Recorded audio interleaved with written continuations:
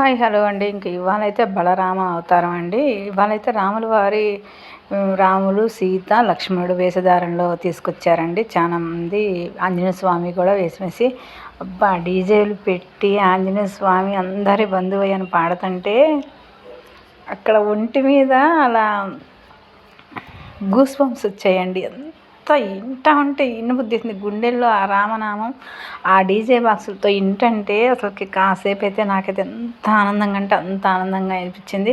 అబ్బాయి ఇంక ఈ జన్మకు చాలా అనిపిస్తుంది. అవతారాలు అని చెప్పే కదండి, అన్ని అవతారాలు అయిపోయినాయి. ఇంకా లాస్ట్ కృష్ణ అవతారం ఉంది రేపు.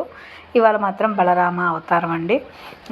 చాలా ఈసారి కోలాటం కూడా తగ్గించారు ఇవాళ, ఎందుకంటే లాస్ట్ కనుక సీతారాములు.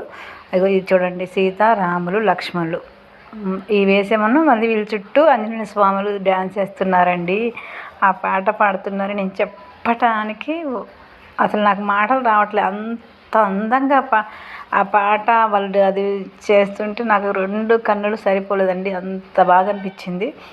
ఇంకా ఇవాళ కూడా లేట్గా తీసుకొచ్చారండి దేవుణ్ణి. మేమైతే లోపలికి క్యూలోకి వెళ్ళలేదు. అందులోటి క్యూలోకి వెళ్ళటానికి కూడా కుదరట్లేదు. జనం సెలవులు రావడం వల్ల, పక్కన ఊరు నుంచి వచ్చేవాళ్ళు సెలవులు ఇవ్వటం వల్ల అందరూ కూడా బాగా దేవుణ్ణి చూడటానికి అయితే బాగా వచ్చారండి.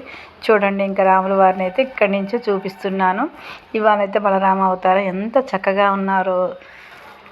ఇంక ఇవాళతో రేపటితో అయితే అవతారాలు పూర్తయిపోయి ఎల్లుండి మళ్ళీ గోదావరిలో విహారయాత్రకి రెడీ అవుతుందండి రాముల వారి పడవ. ఆ వీడియో కూడా పెడతాను. నన్ను ఇంతగా ఆదరిస్తున్నందుకు ఇంకా కొంచెం ముందుకు తీసుకెళ్తారని మనస్ఫూర్తిగా కోరుకుంటున్నాను.